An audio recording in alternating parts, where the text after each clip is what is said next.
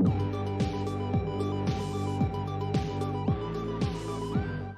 is the Refuge Project. Welcome to the Refuge Project. The Refuge Project is a place that we can have meaningful conversation in a safe place.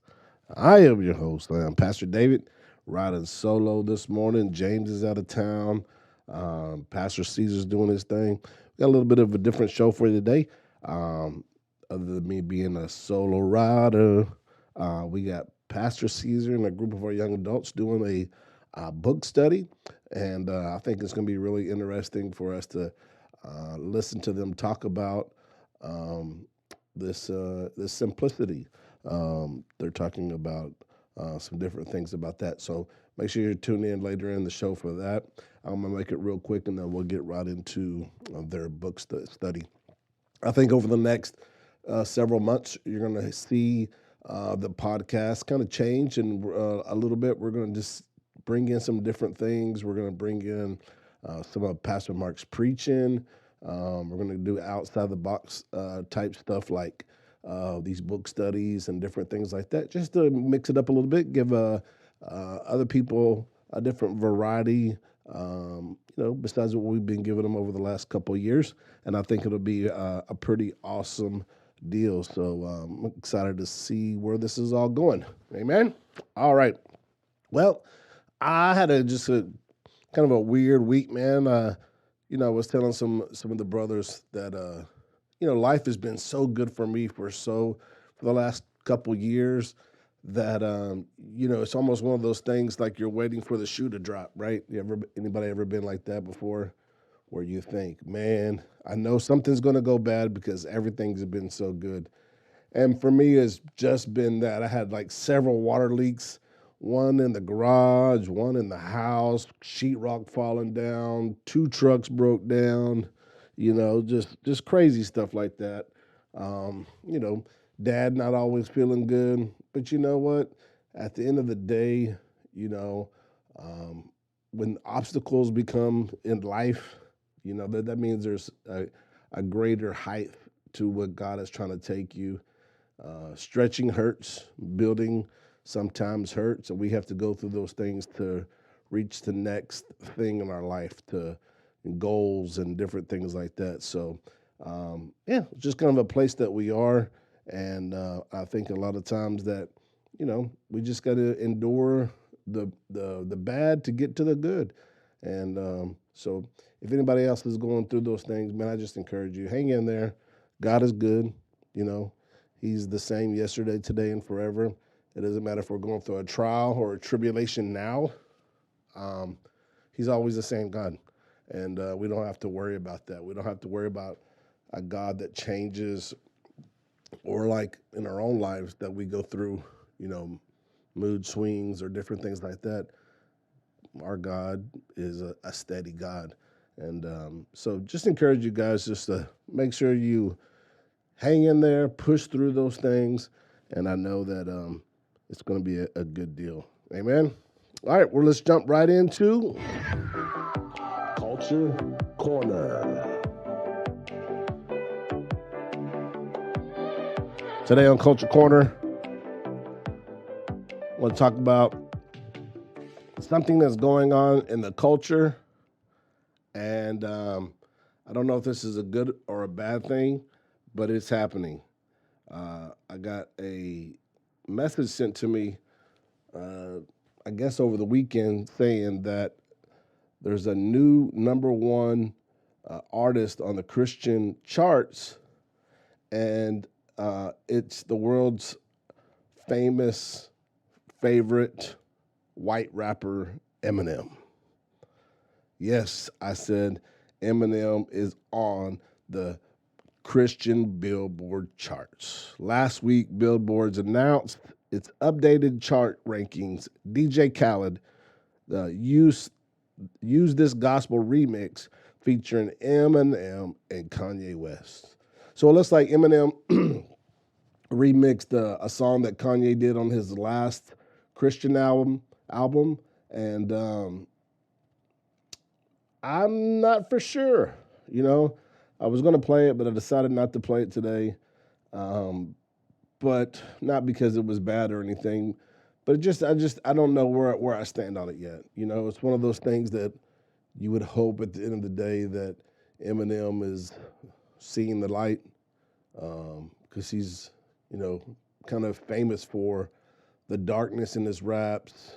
You know, just a lot of pain and suffering coming out of his lyrics from his life, and some just really dark stuff.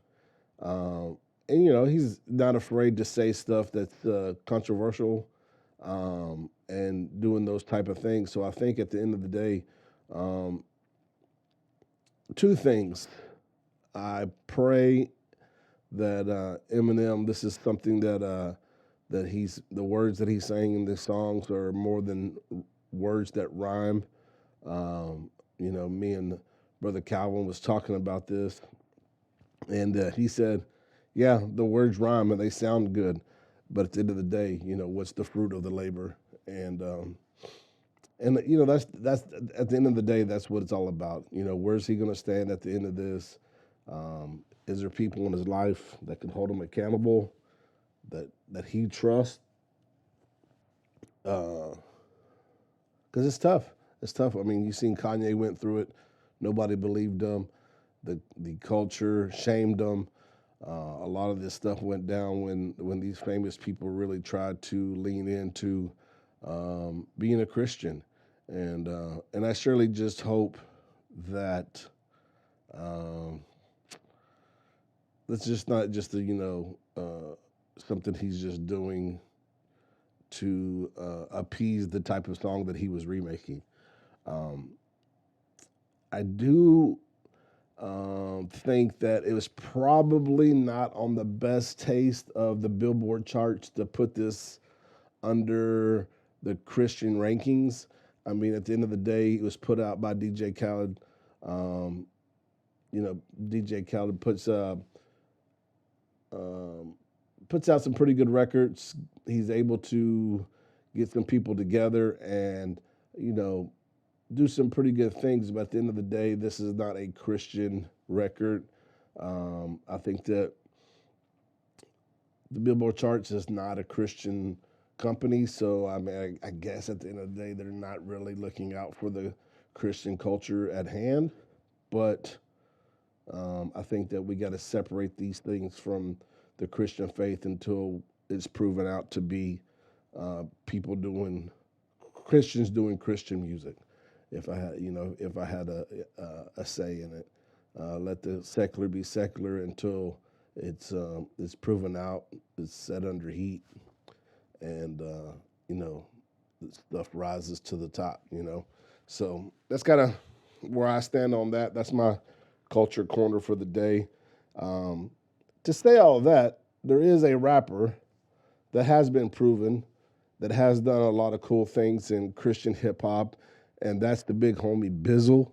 And he has a song that he released a few years ago that I heard this week that I want to play. It's called The Gospel, and it gets no more Christian rap than this song.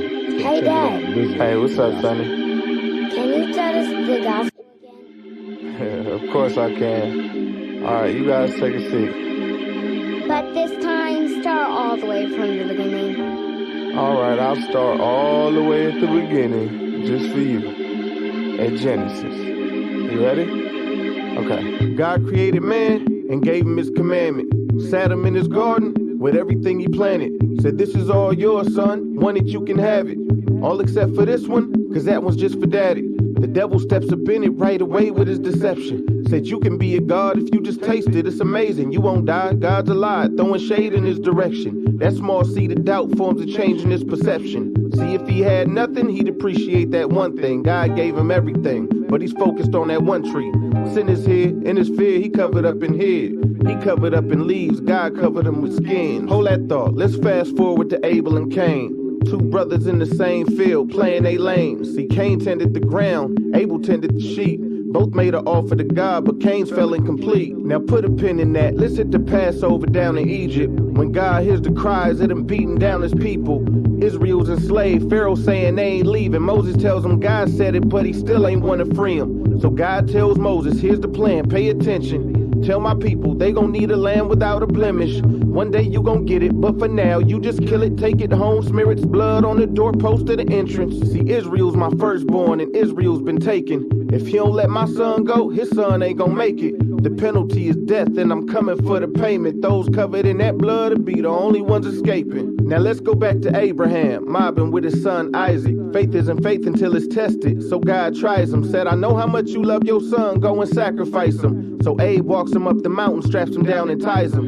He doesn't really understand it, but he has faith. He know that God's good, so it's commanded he's grabbing his blade. As he goes to stab him, the Lord yells, wait! He looks over, and God sent the lamb in his place. Let's take a quick pause now before we get to Jesus, cause none of this will click until you see just why we need him. The word of God says the wages for sin is death, so if sin is how you work, then death should be the check. There can be no forgiveness without the shedding of blood. The penalty must be paid if God is a righteous judge. We say just let it slide, but if someone killed your cousin, would you call that judge righteous if his killer goes unpunished? Or would you call him crooked? And we know the Lord ain't that. So there's a death penalty, and someone has to pay that. The moment that you sin, your life has been indebted, and his mercy is the only reason he ain't yet collected. So that's why they would sacrifice lambs in their places, but it didn't clear the debt, it was just a partial payment. Now we gonna take a recap and see the Lord working. Nothing was an accident, it all has a purpose. Now back to the beginning at the fall. Man sins, tries to fix it on his own. God covers him with skins, but it never says what animal he's getting it from. All we know is to cover man, he shed innocent blood. Now remember Cain and Abel? Cain's offer was rejected. You ever wonder why Abel's offer was accepted? All I know is Cain offered the work of his hands. Abel tended the sheep, so he must have offered a lamb. Now look at Abraham and Isaac. Are you seeing it now? A ram in the bush sent to take the place of his child? Cause Abraham had faith enough to give up his son. God would later do the same so that forgiveness would come. Back to the Passover. Oh man, here we go with that lamb again. The innocent blood of a lamb is covering man again. You don't see the pattern or get what it means? Then it all becomes clear when Jesus steps on the scene. I am the Alpha and Omega, the beginning and end. I am the Lamb without blemish, sacrifice for your sin. The Lamb of God without sin, little children understand. You can't do it on your own, it is me who covers man. I'm the one who took your place when death lifted up his hand. Gave you righteousness for faith. You're the one who broke the law, but it was I he sent to pay. Gave my life for those who hate me. I went quietly and I ain't even try to beat the case. I'm the offer he accepts when your works get rejected. I'm the one who pleads your case before the judge in heaven. Knew that you were guilty, but loved you enough to serve your sentence. The wages for sin is death. I died to expunge your record. See, I am the Passover. The wrath of God is waiting. Every life not covered by the blood to be taken. I'm the way, the truth, the life, and I will always be. I am. Beloved, it was always me. All right, that was Bizzle, the gospel. Just telling the gospel the way it is, kind of in 4.5 minutes telling us the gospel, leading us through the word. So I think that was pretty exciting when I heard that. Again, after a couple of years, I remember when he dropped the album and thinking, wow, what a better way to be able to explain the gospel to your kids or to this culture of hip hop. And so did a great job doing it. All right, guys. Well, I'm super excited to listen to Pastor Cesar and friends sit down and discuss this book that they're doing. And I would just encourage you, there is a little bit of sound technicalities right up front, but it clears up. So don't turn it off until you listen to it all the way through, because I think there's a lot of wisdom. Okay. What do we say? All right, well, let's just go ahead and start. Welcome, Facebook and live stream community. We are here back again doing that thing once again. We are looking at the book Celebration of Discipline, and today we are talking simplicity. We hope you guys enjoyed the last one, and we got a lot of really good responses with that. So we're hoping for a dynamic conversation again. And again, just kind of overview. We're talking about spiritual disciplines, things that kind of have gone by the wayside in big C contemporary church. They're not practiced, or they're looked at as weird practices. Maybe some would even say it's legalistic to do these things. But things like prayer and fasting and meditation, how many of us are actually doing that? How many of the people that we go to church with actually have they disciplined themselves to do this, because there is spiritual fruit to gain? And I just kind of want to start off the conversation again with just kind of backtracking a little bit. And the purposes of all of these disciplines is rooted in joy, right? And whenever it becomes a chore, then we're not doing it right, and it can really get into just legalism, get into just monotonous religious activities, and it should never be that. But before we jump into this one, and we're talking about simplicity today, and it's simple. It's just like what it sounds like: simplicity, chasing after simplicity, being living simple lives. But I think there's a big distinction right now, because just off the cuff, whenever you say, "Hey, us as Christians, we got to live simple," what do y'all like? What hits you immediately with that? Amish? Like living poor. Living poor. Like your basic needs first wants. SpongeBob's closet. Wearing the same clothes. Yeah, it's a room within a room, bro.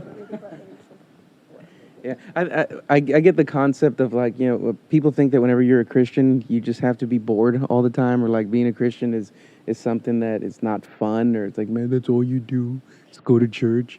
Like, no, that's not all we do. Pinhead. No, yeah, but anyway, that's what I think. Christiana, got anything on Simple? that? Yeah. I'm thinking same soup, different bowl. Like every day's the same. Same soup, different bowl. Oh, yeah.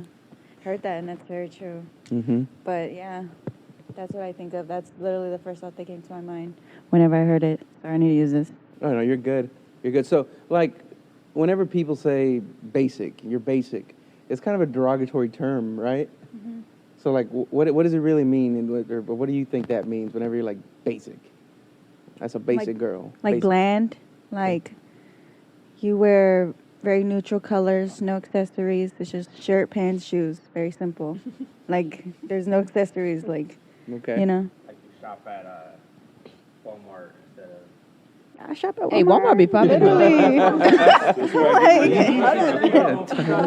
They got a dress for $40 right now. It's a tough room, No, man. but like that's what I'm saying though. Like, yeah, it's basic, right? Like for us, and there's great stuff that you Yeah. find, like showers at Walmart. That's in Madisonville, because like half of my closet, that's where it's from.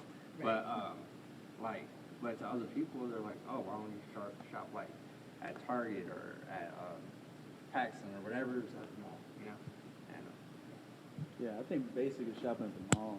Like, it's just everybody got H&M on. It's like, dang, bro, y'all got Yeah. no taste. When I hear Cookie basic, cutter. that's what I think of. Like, not so much like plain and what you're wearing, but it's like you look just like everybody else. Yeah. Yeah. That's how when I hear basic, I mean like follow the everybody's the trend. That's same. good. I would say, like, in this context, like, what I think of is, like, whenever you see other people living, like, a minimalistic lifestyle and you think of that as simplicity, it's like doing that just because everybody else is, because, it's like, it looks appealing. Like, you're like, oh, I'm going to get rid of all of my clutter and everything just because everybody else does it. Like, almost just, like, following trends mindlessly. It's kind of how I think of basic. Like, when people are like, oh, you're so basic, like, that's kind of what I picture. Mm-hmm. But yeah. So, Deborah, let me ask you: is simple and basic the same thing in your definition, or what you think? No. Because simple would just be more like, it's the opposite of complex. So to be simple, it's like, well, how to say it? Like, the thing that I thought of was, like, reserved people. They're not outgoing as much as you would think, like, they're very simplistic. Yeah. They're, Quakers. yeah, I guess you could say. And then basic would be like what they said, like you follow with the crowd. Yeah. Cool. Well, good. Let's jump right into it. And just the opening line from this, it says, simplicity is freedom, duplicity is bondage. Simplicity brings joy and balance. Duplicity brings anxiety and fear. And that is, just look at the time that we live in, the people that we're around with. We're all, under the age of 50 here. And our friends, our family, people that we just know or we're around, how many of them are suffering from anxiety? How many of them are suffering from being stuck in the rat race, so to speak, never being able to break out, and it's just monotonous, the same old thing. And here we're seeing, or what is being described as, that whenever we're looking for simplicity in God, that actually brings about freedom. The yield is freedom in simplicity in God, rather than whenever, like it talks about duplicity here, which means having more than one, serving more than one master, dividing yourself in many different ways, and that just brings bondage, that brings anxiety, that does bring fear. And there's just a little scripture here in Ecclesiastes chapter 7, verse 30. It says, God made man simple. Man's complex problems are of his own devising. And you think about that. And it's funny because God made man simple. It's like we are not simple creatures. I mean, I guess comparatively to God, we're very simple. But how it says complex problems are his own devising. How true is that? It's not like cryptocurrency. They're like, man, if you want to make it, you just got to get crypto. Bro. What does that mean? You gotta buy NFT. Like now you gotta explain that, make it complicated. It's like, bro, now we gotta go Amish. Makes you want to go Amish. It's like it almost makes like, I don't know. I feel like I'm getting ahead. I'm not gonna say. Okay, I'm gonna say it. I feel like I'm getting ahead of myself, but like, I feel like we make things so complicated that it makes sense why people choose to live simple, because it's like when we start going more and more complex, like we don't stop. It's like, okay, now we need technology to tell us, like MapQuest. We went from like maps to printing out MapQuest directions to like GPS. Now, it's like now we have like Google, Alexa, all this other stuff. So it's like we're always making things more complex. So I can see why people decide to like, I'm just going to live as simple as possible, because we overcomplicate everything. Yeah. Or like even cell phones in general, right? It just used to be like numbers on pad or whatever. And now I think this is a yeah. computer. Yeah, no, literally, my rock is literally calling your rock. It make no sense. Yeah, it's weird, man. I think our desire is to simplify. Like, we use these complex things to try to simplify our life. Like, I think this is really neat.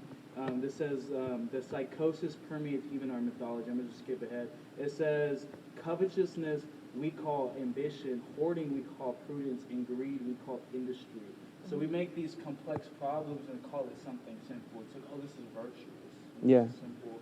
And like I was reading ahead a little bit later, it says Archimedes once declared, "Give me a place to stand, I will move the earth." And then just a little bit after that, it says the majority of Christians have never seriously wrestled with the power and simplicity, conveniently ignoring Jesus' many words on the subject.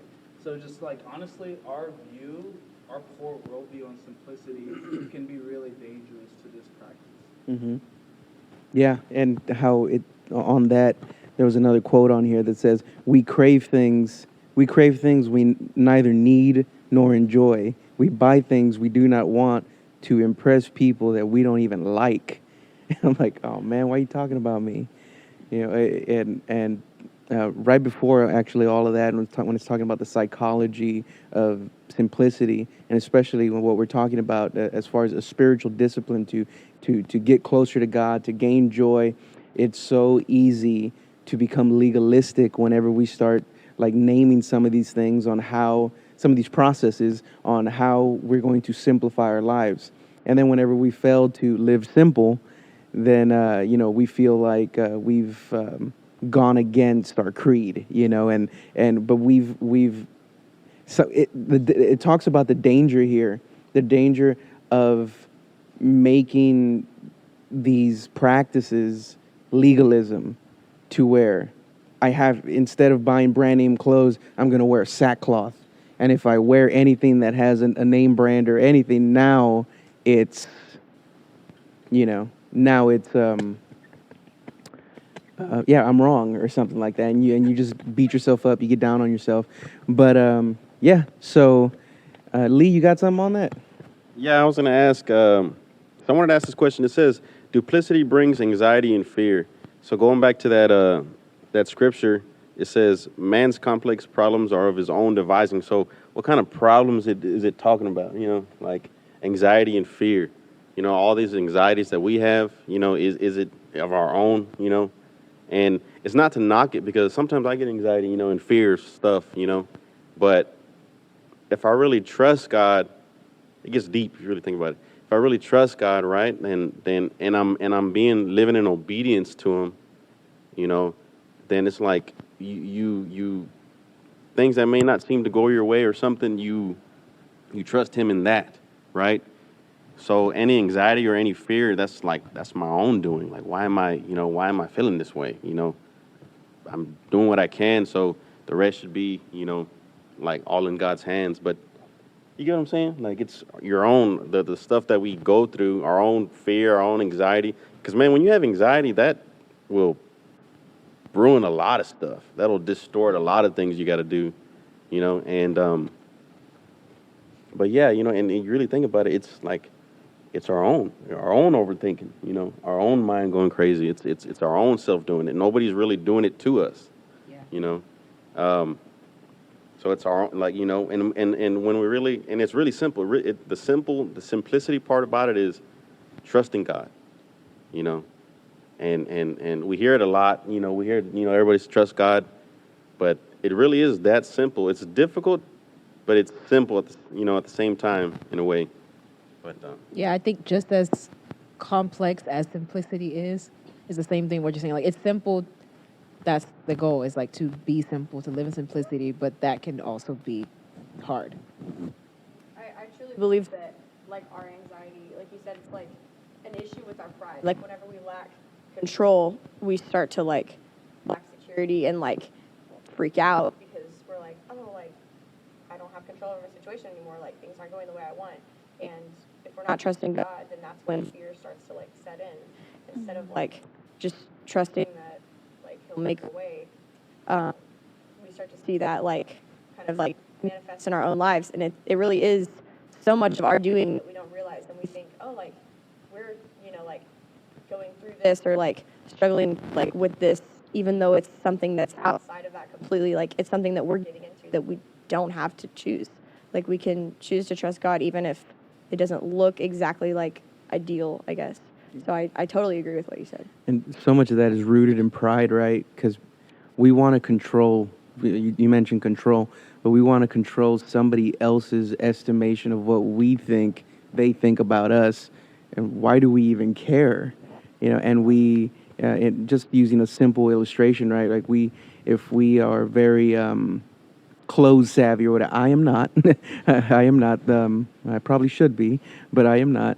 But if my goal was always to wear Balenciaga or something, I'm going to have to work 3 or 4 jobs and it just to be able to afford it, just because I want to control somebody else's estimation of what I think they should think of me. And that brings about anxiety, like, or if I'm not driving a luxury car, if I don't have a certain position at work or a career path, then I've failed as a human. That's that anxiety. But whenever you read the scriptures and God is telling you, hey, you need to slow your roll a little bit and really focus in on the important stuff.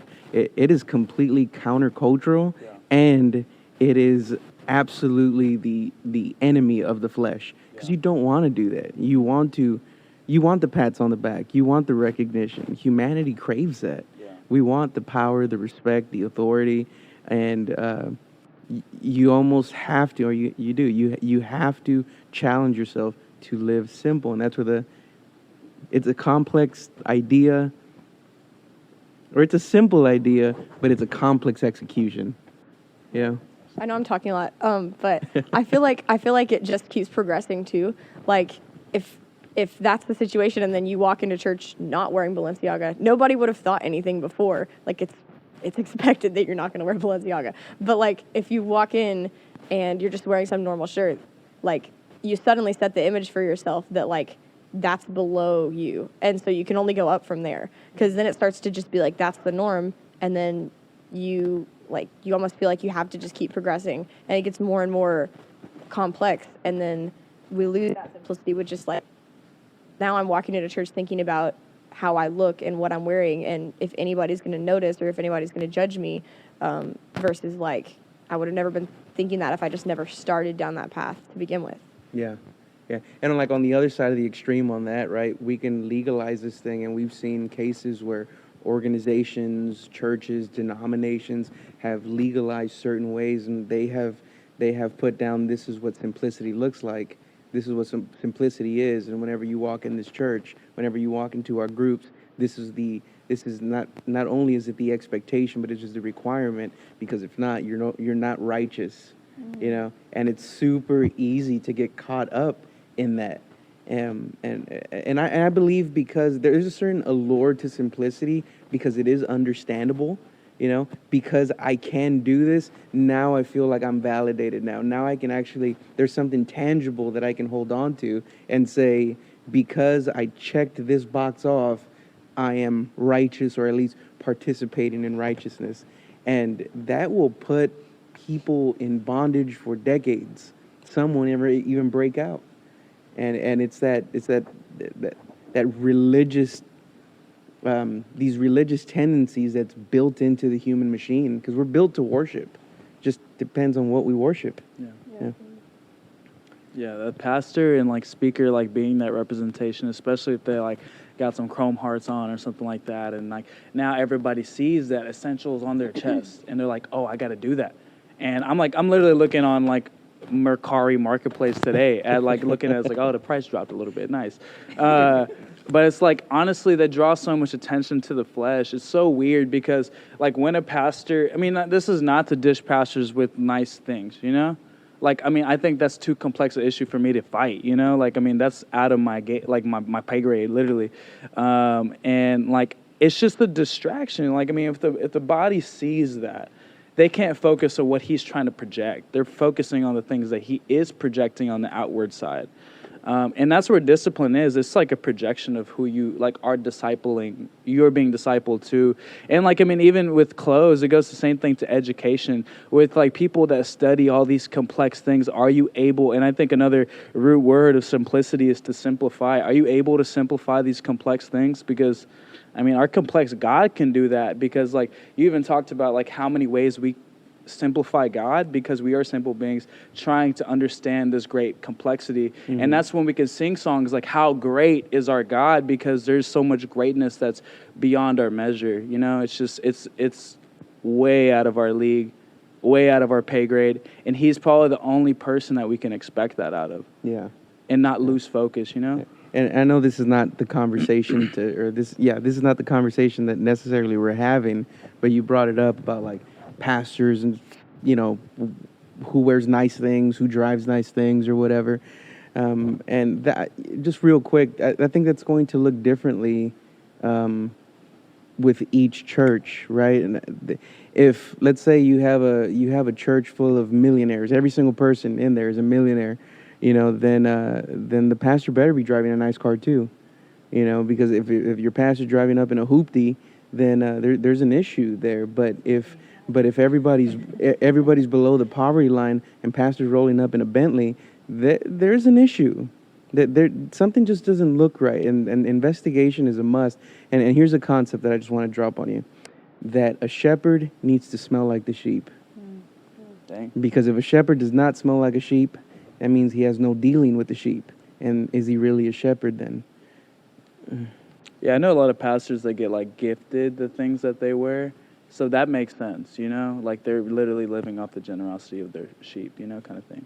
So that's different. Yeah, and there's also the side of it that there are leaders who have other means of income outside of the church. And too. Right. And so it's like, you know, when you see someone walking in with a nice shirt or a nice car, like you don't know what else they have going on. So it's like you can't speak to that all the way, but there is the element of accountability and stuff too. Humility is also part of that as well. Yeah. It's where you don't want to be a jerk, you know, and show up and like, I got drip. You know? Can I say that? Am I too old to say that? No, we'll let you. And I know we're talking a lot about like money and materialism and all that, but it's amazing because in this chapter, it like there's a big portion devoted to how much Jesus talked about economics and social well-being and how money and these pursuits that pursuits for provision, how they captivate our human hearts. And if we don't keep them in check, we actually become a slave to them. And we're not able to actually do what we've all been called to do, that's serve God. So Psalm 62 verse 10 says this: if riches increase, set not your heart on them. If riches increase, set not your heart on them. Why? The 10th commandment is against covetousness, the inner lust to have, which leads to stealing and oppression. The wise sage understood that he who trusts in his riches will wither. Proverbs chapter 11, verse 28.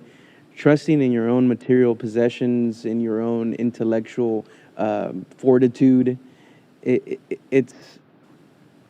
Pastor talked about that today. Trusting in your own endeavors rather than trusting in God. Why do I need to trust God to be my provision whenever I got a fat 401k, right? Why do I need God to elevate me in certain areas whenever I got my degree? I'm somebody now. Do I necessarily need God now?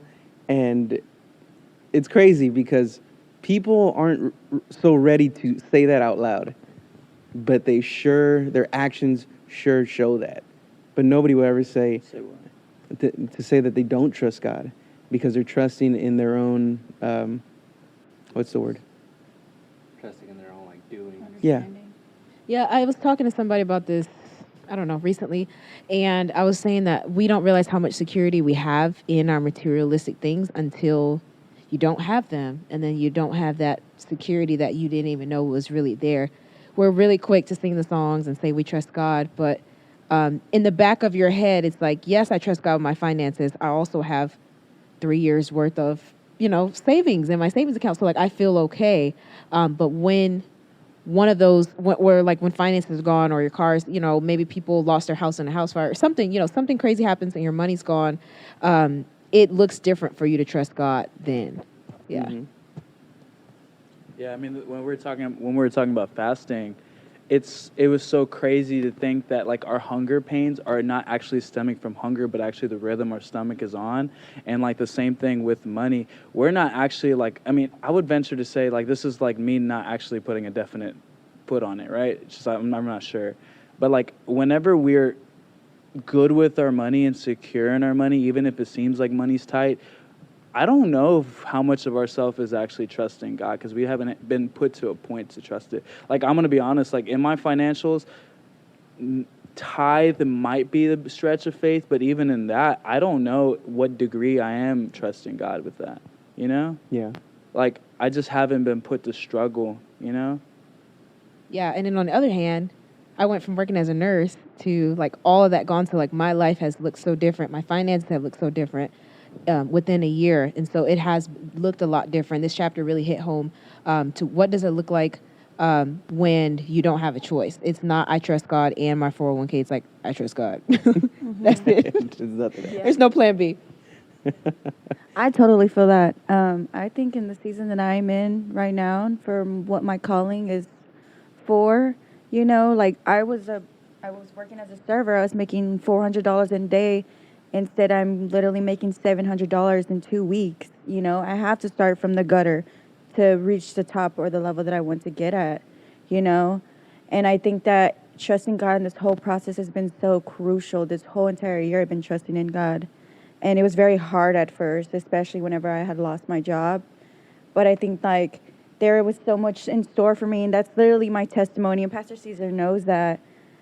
And I think it's just so beautiful. I think in the waiting, and I think in my finances too. My finances totally switched. I had to pay my car payment, my bills, and so it's just so hard now because I have priorities, you know, but I think like I'll be stressed, yeah, but I think I know, I don't even think I know that I'll be okay in the end because he will make me feel okay, you know, at least internally, even if it isn't like outside, you know, like I know that I'll be okay in the end because he's a trusting God, Yeah. you know, and he's shown me proof. Like there's so much proof in the pudding that he will provide, you know, and if you just trust him. But yeah. I like how at the beginning of the chapter, how it opens up with that portion of scripture, and it's saying like some of the problems is our own, and by the end of it,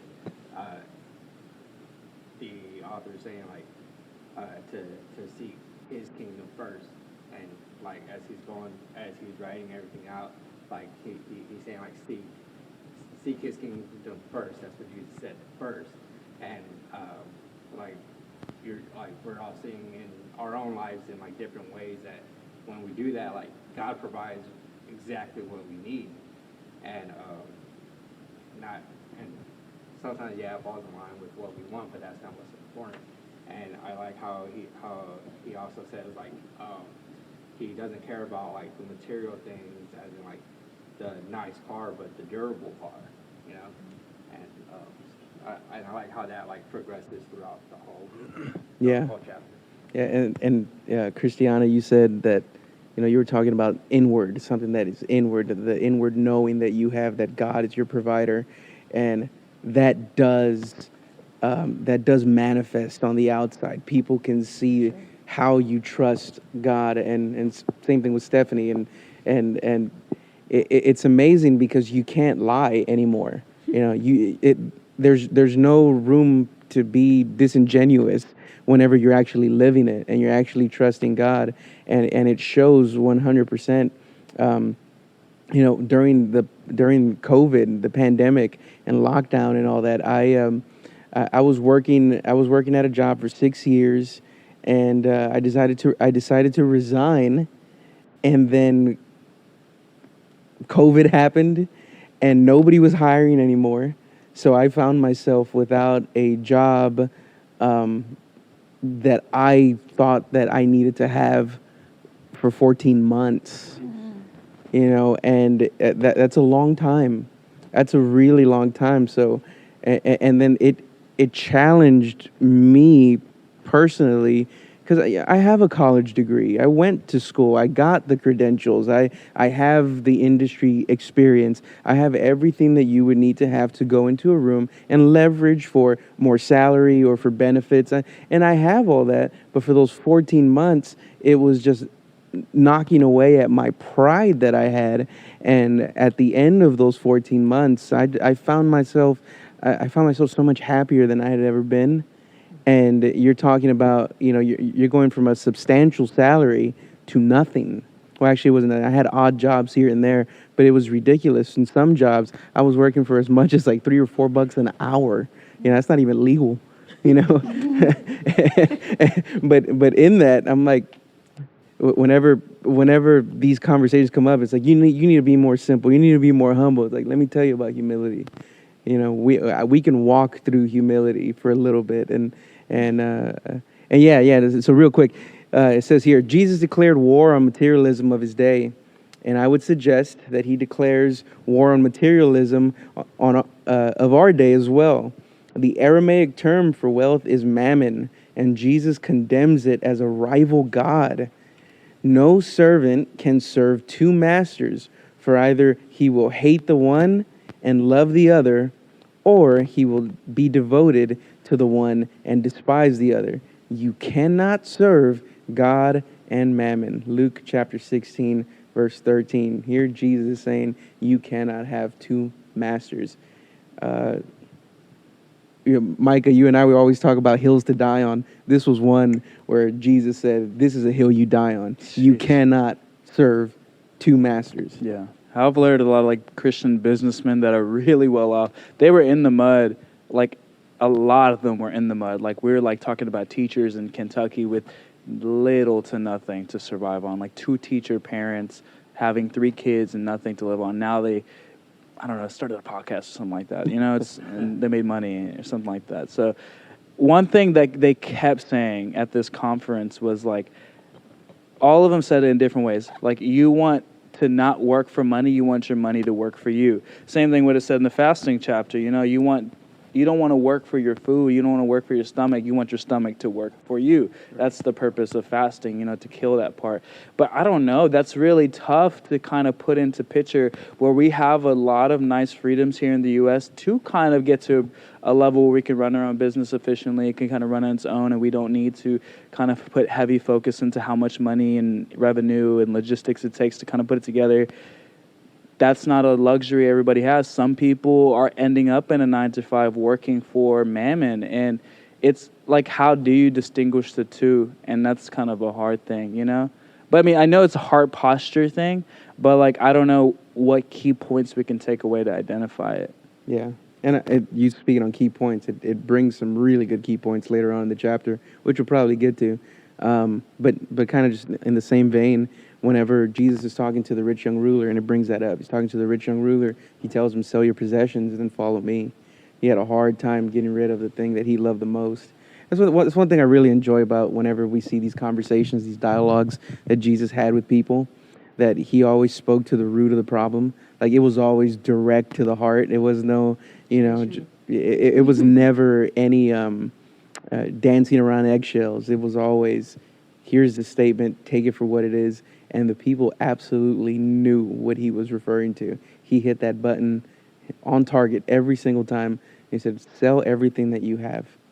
Now, that's not required of everybody, but that was the rich young ruler's personal trial.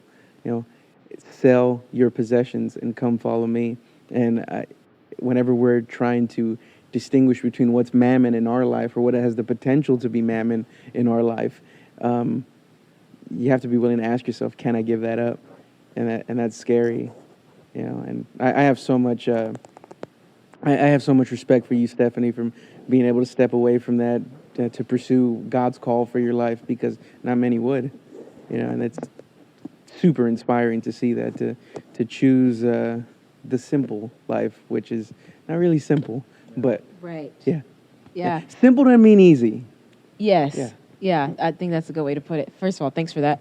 I feel like the more I live it out now, the more I see how people saw it as a big deal. Like, I was like, yeah, I'm going to be obedient to God. Like, yeah. And I saw it as a big deal. Like, yes, I'm walking away from my career and everything that I've worked hard for and all that stuff. But I was just like, yeah, nothing's wasted. Like, I trust God, blah, blah, blah. Obviously, all that is still true. But it's just funny hearing people's reactions and just like their comments behind it. But I think the more I live the simple life, I do see like it's weird talking about it from my perspective, but I see how big of a decision it was, basically. Yeah.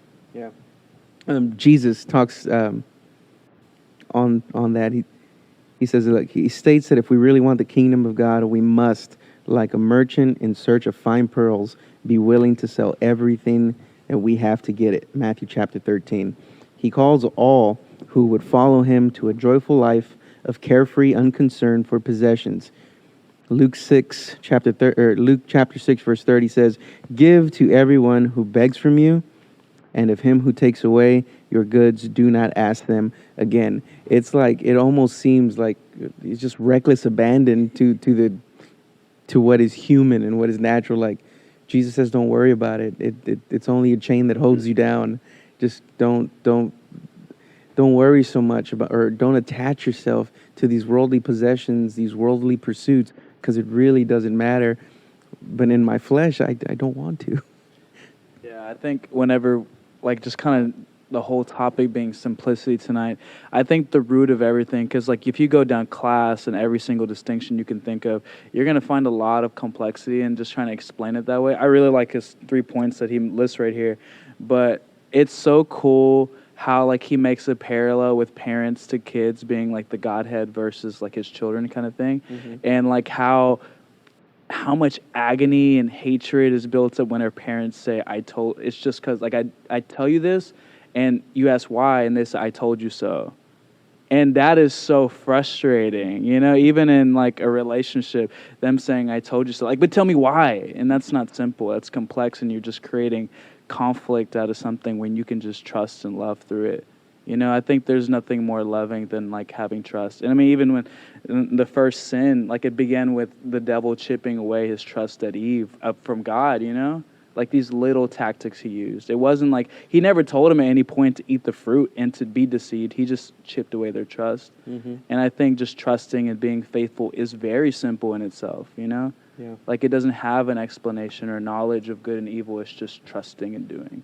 So in our pursuit for simplicity, should we just ban everything in our life? Do you think that's the appropriate response? No, because I mean, in here, in this chapter, it kind of pointed out like, you know,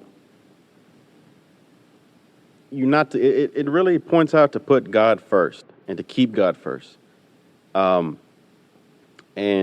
I think, like you just said, like it's difficult for you to want to do that, or should we abandon that? Like, no,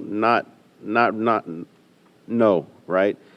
But use wisdom, not to put that, like, don't, like he said, we live in this, you know, this America, right? We got a lot of freedoms and a lot of stuff that we can do. But that's not, the American lifestyle is not God's way of life, right? So, but we get caught up in a lot of this stuff because we live here, you know? I get caught up in a lot of this stuff. But when we're in it, like, we don't abandon it, but we use the wisdom and understanding that God gives us to, you know, to be wise in these things, but not to put them before God. And that's really, like, easy to put it before God, you know, because, like, you know, we got to make a living, and or this and that, and wanting to look good, clothes. It talks about all that, you know, and but you don't put it, you know, you don't.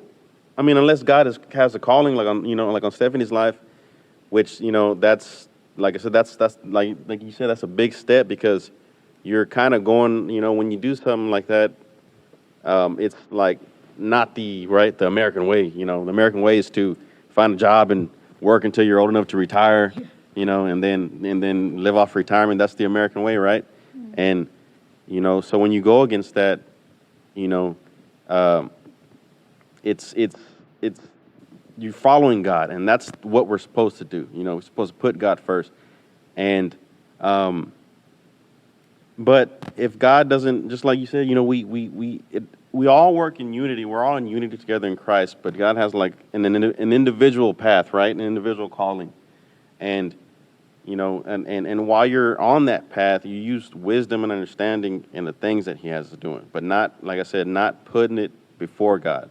Yeah. You know, and man, shoot, when was it? Like I used it, right?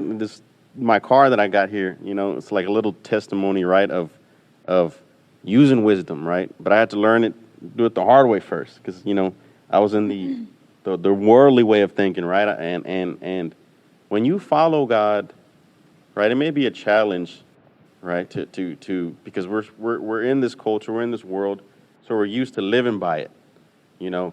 And when God tells us to do something that's not really what the world, you know, kind of makes us feel a little uncomfortable, right? Because we'll get in life, we'll get to those spots where God's really going to tell you to really do something for his kingdom, right? Coming to church, this is good. You know, it's always good to come to church, but this is kind of the easy part, right? To coming to church, you know, but it's good that we come, so keep coming. But it's the easy part, you know. It's the easy part. When you get out there and you know, and you're in the world, and you know, that's like, okay, now I really got to serve God, you know.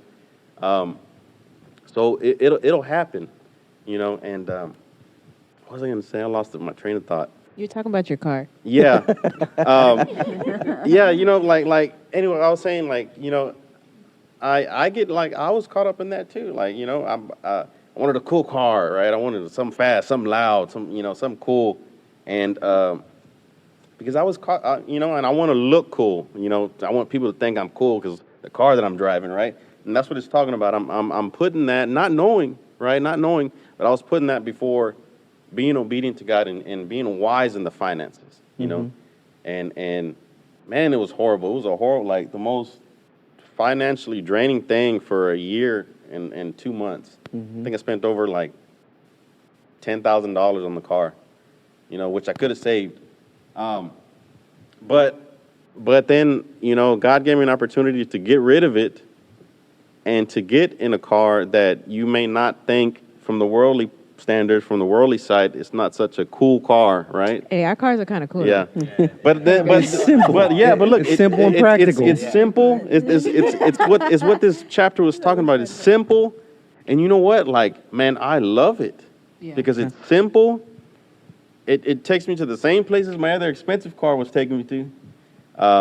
And you're able to pocket that change. Yeah, pocket the change, and you know what? Like to be honest, like this is the part where I want to like encourage, like, you know, when you feel like you're kind of struggling with being obedient to God, like, man, be obedient, because it may you got to get over that hurdle of being obedient. No, it don't matter if the world thinks you look, oh, you're lame because, you know, you serve God, you're not cool. Like, why are you trying to be, you know, this good person and not cool, not do all this? Because some of the guys I work with guys, and they sometimes they tease me about that stuff, right? Because I may not goody two shoes. Yeah, I'm not goody two shoes. I'm not goody two shoes. You ain't good. Nah. Man, No, man, I'm ratchet. Some of the man. things I do, right?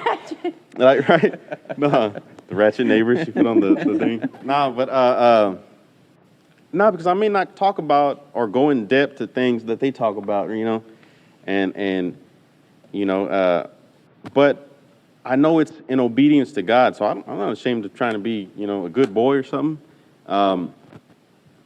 But so yeah, so be encouraged, you know, follow God, put God first, no matter what the world thinks, like, you know, because you'll have so much peace, and this is where I'm getting with my car, right?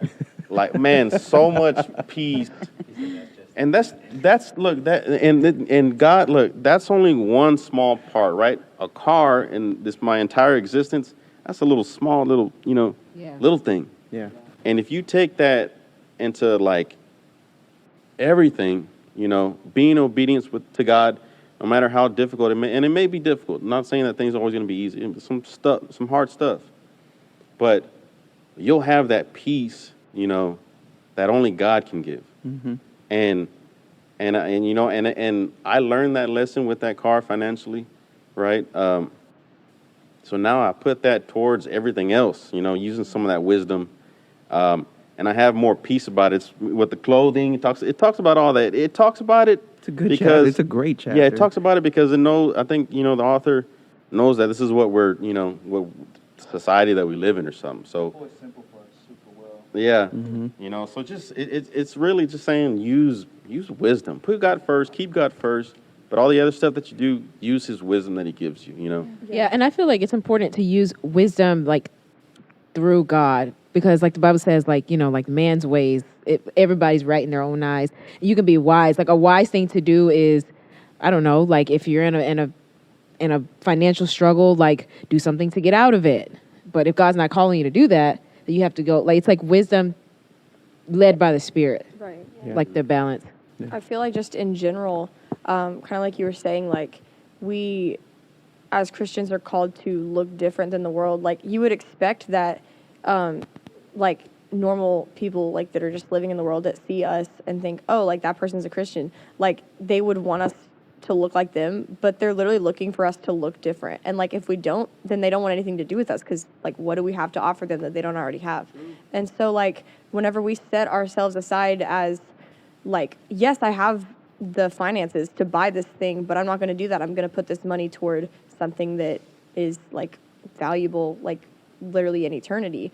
Like they can see, okay, so we truly like believe in this. Like this is something that we actually like can put to use. And like it's not just, you know, oh, like, well, they're just believing in God and they're exactly the same. Like we're dedicating our lives toward this. Like obviously it's something that we truly like value and trust in, as opposed to just we're saying this but we're living just like them, and like we still have the same material values as them. Like it's like a testimony that we truly believe what we say we do. Yeah. I have a question. I just want to see what all you think. What does simplicity look like whenever a church is progressive or kind of needs, there is like a natural progression or needs to be a progression where, I don't know, maybe relevance? What's the relationship between simplicity, progression, and relevance? I don't know. With like the modern time. What does that look like? I think I'll take it from what it's not. Whenever you have to, as a church, you have to stretch yourself so much to pander to people that are not even saved, then the church is guilty.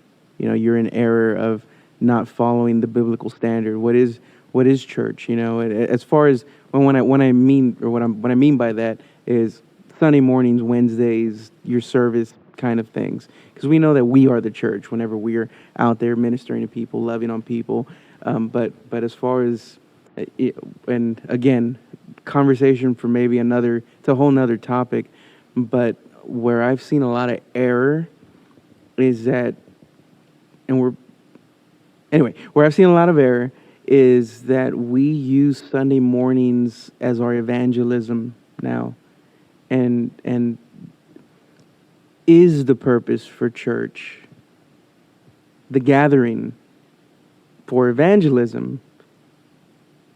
I don't think so. I mean, I don't think that's the primary. It happens within the flow of church, but whenever we look at the biblical reason behind the corporate gathering of the church, it's to worship God, and it's to be edified by His word, to be challenged, or to be rebuked. You know, we need correction in our life. I don't necessarily ever see it being an outreach to the lost. That's why we're supposed to go out to the highways and byways to compel them to come in. And then this is where they get the truth of God's word. But like you're talking about pop culture, progressive movements, and we've substituted church as a training ground, and I think that we've minimized it to be an evangelistic outreach, and that's as far. And this is me. This is all my opinion. So this is. But I really believe that where capital C church whole has kind of gone a little haywire is that they've put all their focus in on their Sunday morning. That's why they spend an exorbitant amount on lights and smoke, and they pay their musicians yearly salary, and it's great for churches that can do that. Great for church. I'm not knocking it. I wish we could do that. You know, I am not knocking it at all. But whenever it becomes the primary focus is whenever it's an issue, versus seek first the kingdom of God, like this book is talking about, right? Are you seeking first the kingdom of God, or are you trying to build an earthly kingdom and slap it with, a church banner on it? Yeah, careerism in church is tough. Yeah. Yeah, I mean, I just like meeting a lot of people that are getting paid really well. It's complicated. Like, it's not simple. And you have to ask yourself, like, do they love it, or are they getting a paycheck?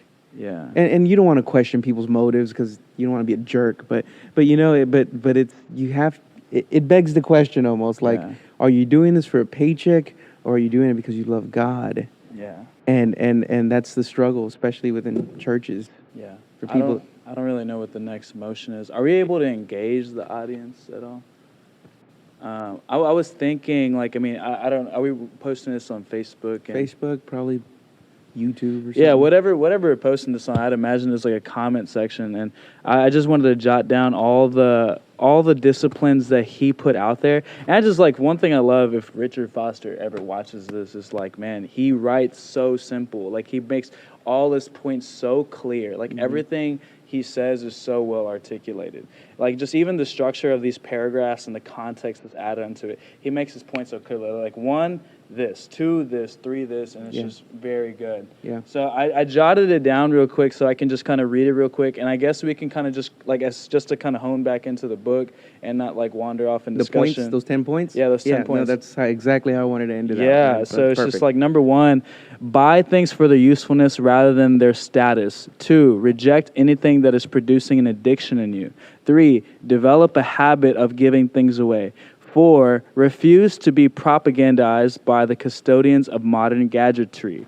5, I think 4 is just saying, like, don't be a slave to the market, You don't need an iPhone. iPhone 14 is coming out. You don't need an Apple Watch 17, bro. Like, just even our Apple Watch.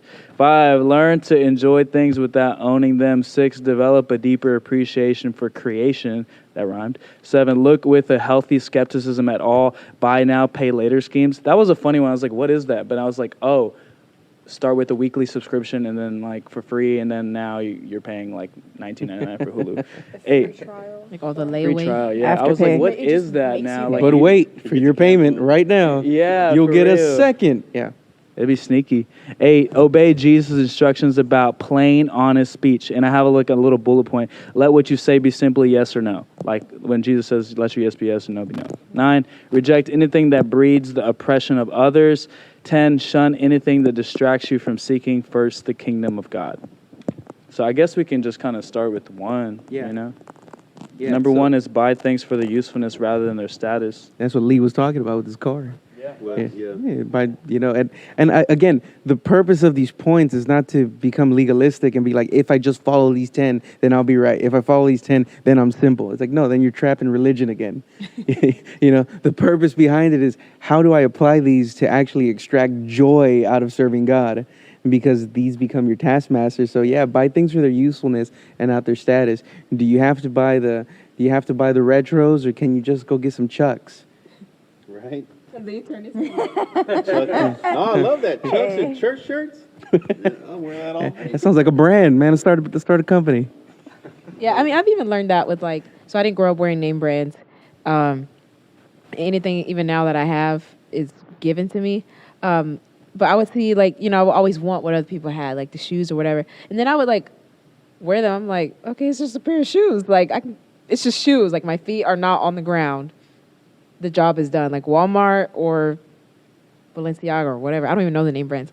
But yeah, like I've learned that the status is how we complicate things versus we just need a pair of shoes, Yeah, definitely. But on that, just kind of maybe a little more comical, right? But what is a must-have though? Like I whenever we go grocery shopping, right? Me and my wife, we go to where they have the dry pasta section and we get macaroni and cheese, right? For me, it's got to be Kraft every single time, right? Because the other things they just don't even taste like cheese, About flavor, man. That's different. I don't think it mentioned food in this chapter, though. Yeah, it was talking about fasting before, so maybe no. But you see what I mean? Like there's some things where for me, even it's like she tells me, "Why are you so complicated? It's just a noodle, right?" And I see it in myself. So even in funny little things that we just kind of discount, there are some things that we have our preferences, and whenever God challenges your preference and says you need to get a little more simple, like if God said, hey, no more Kraft for you, buddy. Why? Persecution. I guess he gives his greatest battles to his greatest warriors. Mine is grapes. I'm gonna stop seasoning my food just to be simple, man. I'm gonna keep eating Indian food, bro. Hey man, with John, he had to wear, he ate locust and honey. Yeah, that was his diet. Ate it together and made some. Mine is grapes. Like I have to have seedless grapes. Oh, no, My mom bought grapes with seeds the other day, and I was like, oh, like no. All that work. I gotta do. Yeah, like I gotta spit out the seeds with every grape. I'm like, it's not even worth it anymore. It's so easy to identify these things, right? GMO chicken, bro. That's good. How it said it here, right? Buy things for their usefulness rather than their status. Whenever we look at like the big things in life, the big items in life, it's so easy to identify those. But it's like the smallest, most insignificant things that let yourself be challenged to be moved when God pushes you on it. I just got a conviction, bro. Like I'm about to go to school tomorrow. You ain't even talking in the mic. That's how bad it is. I got a conviction, and man, like, be encouraged to drop something in the chat. Y'all like that? No, there you go. In the chat. Yeah, no. I'm going to school tomorrow, and man, on my 15-minute break, it's a tea house right next door, and there's nothing useful about some boba, but man, it just gets me through. It just gets me excited. It's like a reward. Like you made it, but then like, what if God? Thank God, God not saying. He might say something tonight. But man, like, I mean, I be stingy with my money. Like I like saving money to a degree. It's not bad, you know. But I mean, there's points where I be wallet watching people for things I don't even practice, you know. And like I don't know, I'm like looking at people that I be too hard on, you know. And like I don't even practice certain things, you know. So. And it's just weird because like boba is just like a stupid kryptonite. Like it's just little jelly balls inside of milk. They're heavenly. Facts. Well, I mean, if you green lighting it, man, I don't know. But it's those small things. I think everybody can look at the big things in their life and be like, yeah, if God says do it. But come on, if boba's a hard thing, I'm just using that for an example. Yeah. Right? I'm not trying to put conviction on you. But I think money is so interesting. Like, I mean, there's this men's group that I heard from another church that they meet once a month, whether in person or virtually, preferably in person. I think this is like Zoom COVID time, you know? So they would meet once a month, and they've been doing this for almost a decade, if not longer, where it's super exclusive, right? And they all talk about like their financials. And if they have an expenditure over $1,000, all the men in the room have to agree. And this is just like a men's group or whatever. And that's just how they designed it. And I just like thought that was great because like, what are you doing spending like $1,500 a year in Starbucks and coffee? Like it's, like do we need to talk about that? Like, and just like, that's like some real awesome accountability. Although that sounds super far-fetched to me, if somebody called me out for something and like, I'm just spending it like carelessly, like I said in the beginning of the book, just like any careless action or careless word, like that could really be detrimental to a lot of things we do. And I think that kind of like preciseness, that's not a word, but precision, is really neat. And I think simplicity requires precision, you know, in these areas. So kind of some relevant application to that, right? So do you put a prohibition on God's provision, right? And the Starbucks example. Years ago at this other church, I was this brother came in, and he was 16, 17 years old, had a hard life, and kicked out. He wasn't even living at home anymore. Was out on the streets, just doing up to no good, doing bad things. But went to church, got radically saved, and it was just amazing to see that transformation take place in his life. But we were out and about one Saturday or sometime throughout the week, and we stopped by Starbucks, and I bought him a drink there, and we were just fellowshipping and talking about God, doing things that brothers do, and then he just starts crying at the table. And I'm like, you okay, bro? Like, what's you drink bad? Real bad. Yeah, it must have been real bad. And he says, no. And granted, he was probably about 17 at this time. And he says, I've never been to Starbucks before, and I've never had this drink before. This was a first time for me. And like we can get legalistic and say, well, I'm cutting off all Starbucks. But in this instance, it was something that ministered to his heart to really show him that he has come to a different stage in his life, and he's able to enjoy something now that he never even had access to before. So that's kind of, Yeah, it's different. It's different just because, that's his first time. We're talking about someone that overspends. Oh, yeah. I shouldn't be a Chick-fil-A Signature One member, Like, what am I? Like, I got 10,000 points. Like, you know how much money I got to spend at Chick-fil-A to do that? Like, How much do you spend in one go?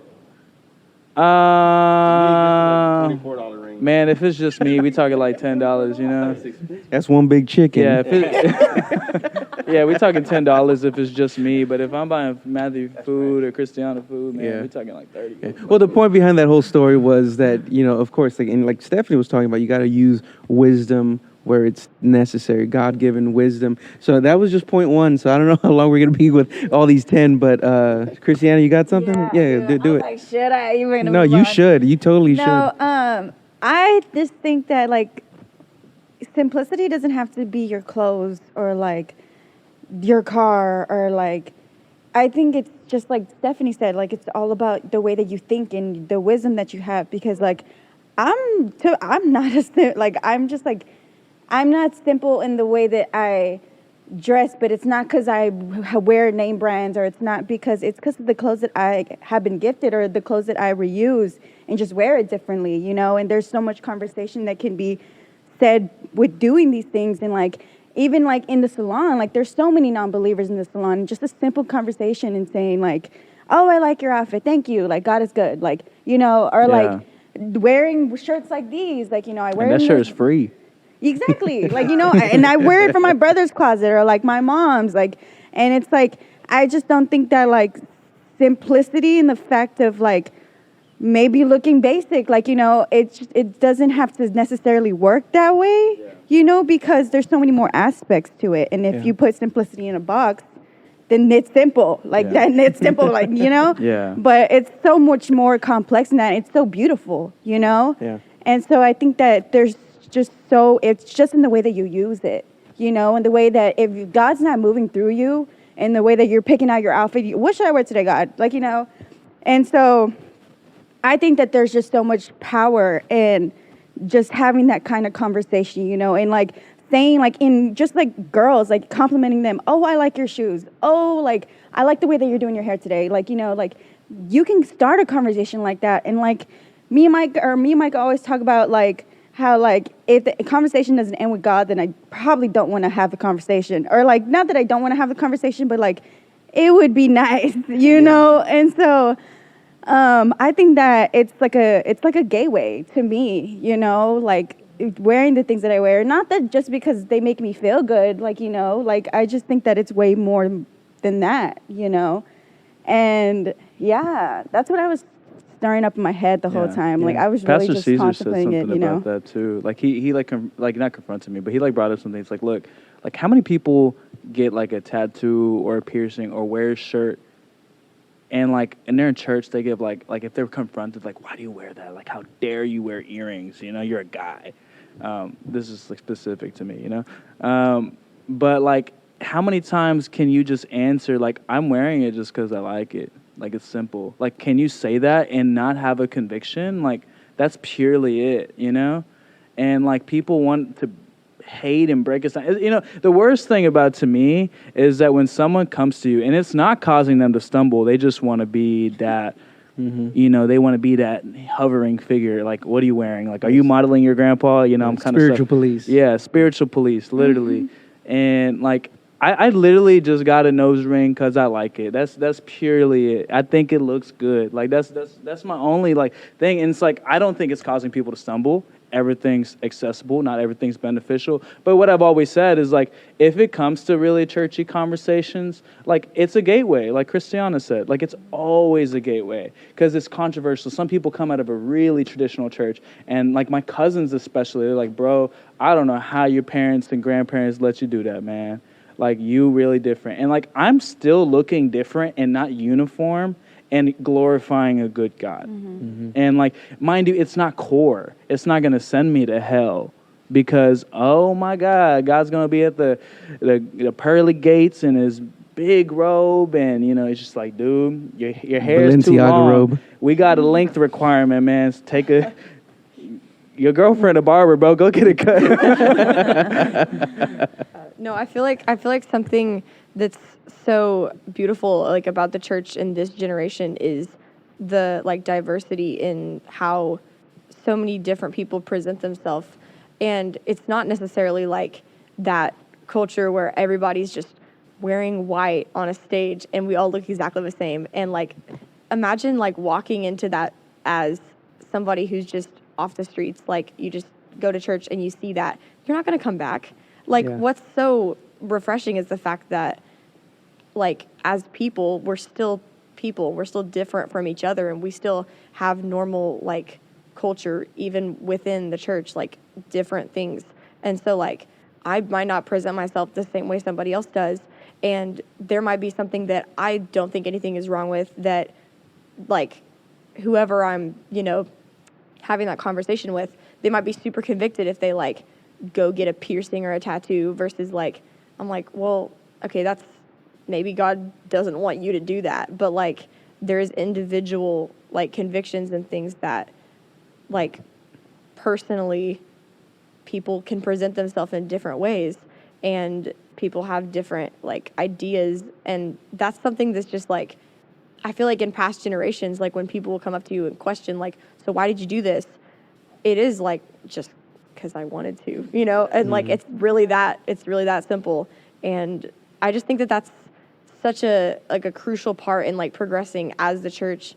Not that like we're supposed to like try to fit in with the world, because we are called to look different, but looking different isn't always physically looking different. It's more about how we present ourselves and like the fruits of the Spirit showing, instead of just wearing this granola outfit. That's just like, oh, I'm wearing beige and white and my hair looks really messy right now. Yeah. Like that's not what it's supposed to look like. Yeah.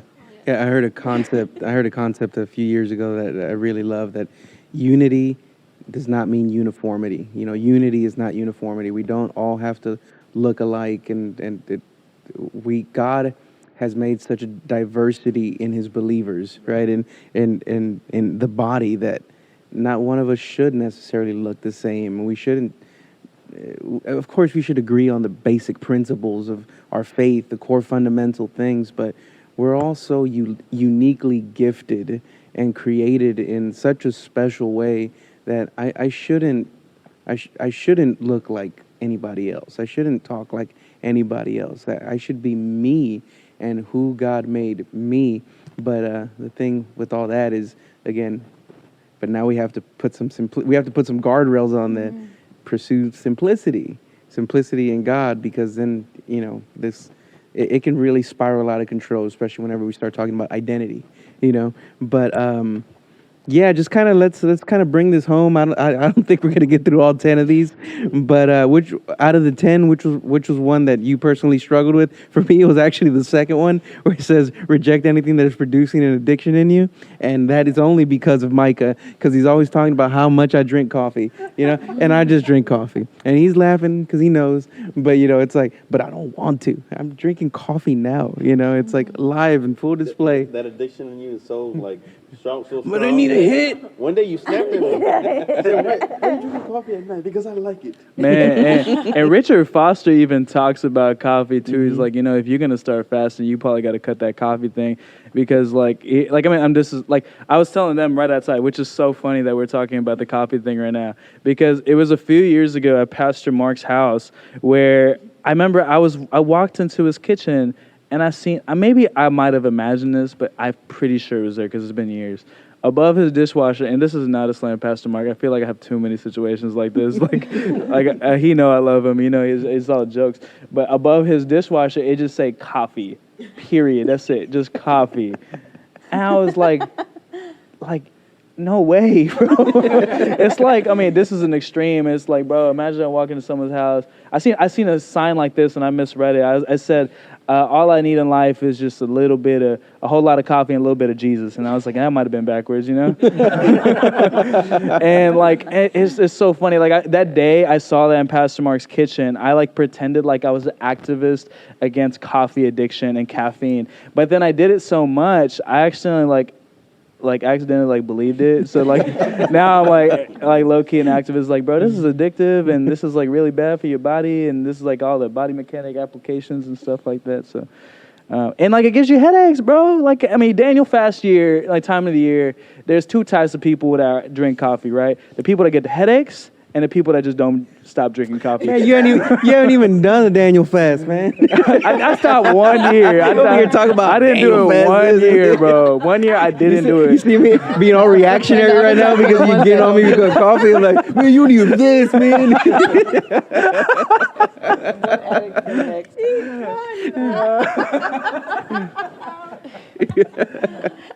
Oh, that is hilarious. I was about to snort. Any one of these points, guys, that y'all gonna hit before we close this thing out? Can you reread them? Yeah, please. I can reread them out. Buy things for their usefulness rather than their status. That's number 1. Number 2, reject anything that is producing addiction in you. 3, develop a habit of giving things away. 4, refuse to propagandize by the custodians of modern gadgetry. 5, learn to enjoy things without owning them. I thought this was cool. I'm going to say it real quick. I remember talking about this with Christiana. I was like, man, I love networking with rich people, really wealthy people, and just people in general that offer unique traits about themselves, right? That's why I love unique things about people that make them different. Like, I don't need to buy a yacht. If I have $1 billion, I probably don't need to buy a yacht. That's a lot of work. It's like if someone gave you a gift on your birthday and like, dang, I just got you a dog, or hey, I just got you a kid. Like, man, that's a lot of work. Like, don't give me something that's going to require work, bro. Like, give me something that's going to do something, like get some work off my shoulder, man. Give me some coffee beans or something. I'm playing. But yeah, no, I like networking with people that do have these things. Like one of my patients, he offered to take me on a plane ride because he's a pilot instructor at LaPorte Municipal Airport, and like just networking with stuff like that. Like I know pastors that have friends with private jets. You know, one of my mentors, Pastor Lance, like his like we were talking about things like material things. A Muslim car salesman and businessman bought him and his wife a brand spanking new, I think it was a Buick. It was like super bougie. And it was brand spanking new. And his brother is his business partner. And he bought a Christian pastor and his wife a brand new car and helped put down some money for their house in North Carolina. That's phenomenal. Yeah. And that's super cool. I mean, that's the gifting thing. But I'm going to keep going so I don't spend too long. All right. Number 6, develop a deeper appreciation for creation. 7, look with a healthy skepticism at all buy now, pay later schemes. Obey. Number 8, obey Jesus' instructions about plain, honest speech. And 9, reject anything that breeds the oppression of others. I've heard a simplicity message on the same topic, like about this book, about how, like Blood Money, where it talks about like industries and factories where they have kids working. It's really hard to tell. Like even Walmart and all these other big name brands that you're trying to save money, it's hard to kind of miss it.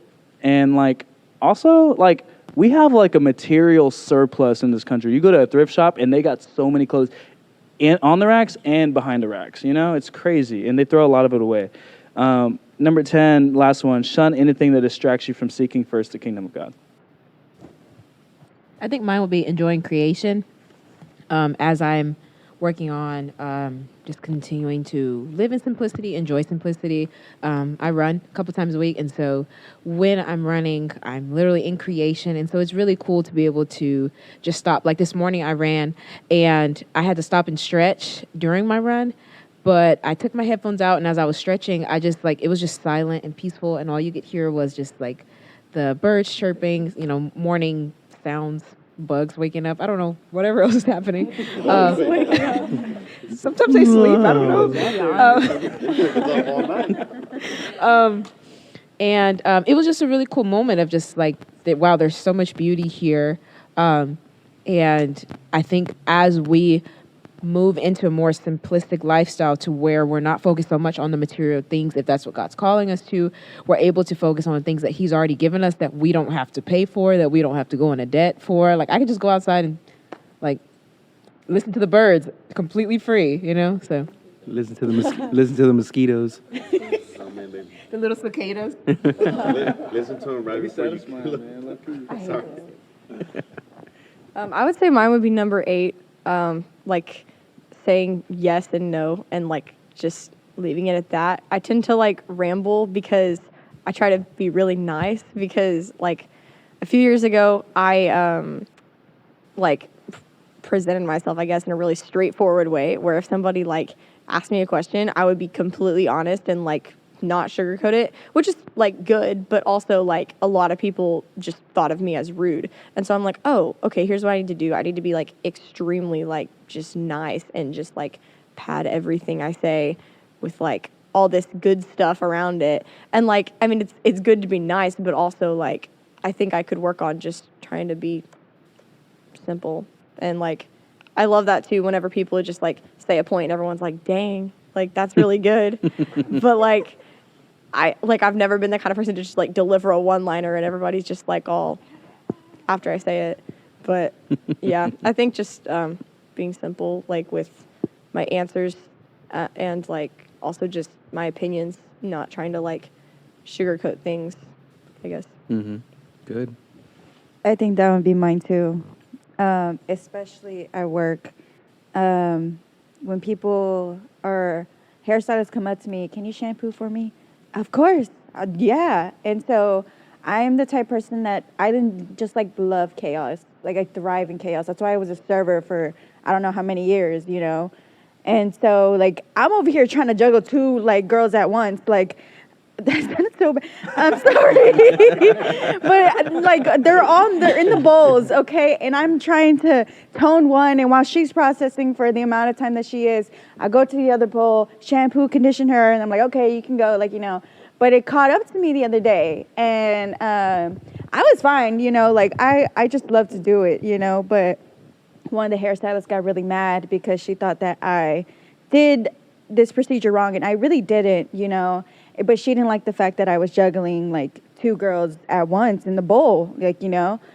And she really told me, like, you need to stop saying yes to everybody. You know, like if you have a priority to do, you need to do it and focus on that alone, you know. And she's totally right, you know. But I think in the way that she has said it, you know, it's just the gentleness that she doesn't really have, you know. I wanted to cry so bad, but I'm also really sensitive, you know. But I think that the way with words, you know, I'm just really bad at telling people no, you know. And I didn't even end up becoming really good until I met Micah, you know, and we practiced it, telling people no. And there's so much power in saying no. Boundaries, you know, like people will respect you so much more if you know what you want and don't want, you know, and you're not afraid to tell them. And so, yeah, I'm still working on it, even if it's just as simple as a shampoo, you know, like that. I mean, it has consequences. Like I get my feelings hurt, you know, but yeah, we're still working on it. We're gonna get through it. That was good. Moral of the story: don't juggle two girls at once. There's some dude right there Simple. going Live like, that simple yeah, life. yeah, yeah. Is that one liner that Holly was talking about right there? It's like, yeah. I think mine would be number 3 about like giving things away. I have a hard time of like just letting go. That's like in anything. Like I'm like if you look at my room right now, you'd be like, "Girl, you need to clean it." Or you're a hoarder. Yeah, I am. Like with anything, like it's really bad. But that is one area of my life that I struggle with it the most, and part of it comes from obedience, of course. But like it's come to a point where if you know, like not that I have abandonment issues, but just like simply letting people go is hard because it's like you know you were a part of my life. Like why would I have to let you go? And it's something that I've gotten better at recently because I have no problem with cutting people off. It's just how I feel afterwards. And so that's something that I did actually. Like as soon as school ended, I ended a relationship that I clearly didn't need to be in. And I mean, like I felt so horrible afterwards. Like I reverted back, you know. And then finally, you know, like enough was enough because there's been some things that I'm not going to get into, but you know, like I kind of like go as a person, and God showed me, you know, like yeah, like, you should have done it earlier. Like I told you, but thank you for finally obeying me. And while I haven't felt this because of some things, just letting them go has really lightened up a lot of things for me. And so, yeah, that's like one area of my life that I really have a hard time in. It's just simply letting people go. Yeah. Good. But you experience like the freedom that comes with that once you finally make that decision. Yeah. She figured that younger than most people do. Yeah, that's true. I think the addiction one spoke to me, and it's a small part of like my testimony too, where like we talked about the other day, like playing Xbox for like hours on end, right? And like addiction just doesn't mean you're stuck on one thing, but it distracts you from everything else. And while like I was doing that, you know, there's like 1,000 other things I could have been doing. Like that honeydew list was like Piling up. 20 pages deep, right? And with that size 12 font. but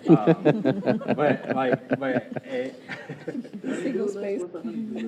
Oh, you'll figure it out. yeah, you'll learn. NSYNC. It's a married thing. You need to do this, and this. Yeah. So you know about it. She's ready. She got hers ready. Oh yeah. Hope you know. Yeah, so for me, that's a small part, and like God showed me like I had to get rid of that, and it was the same thing. Like, why didn't I do it sooner?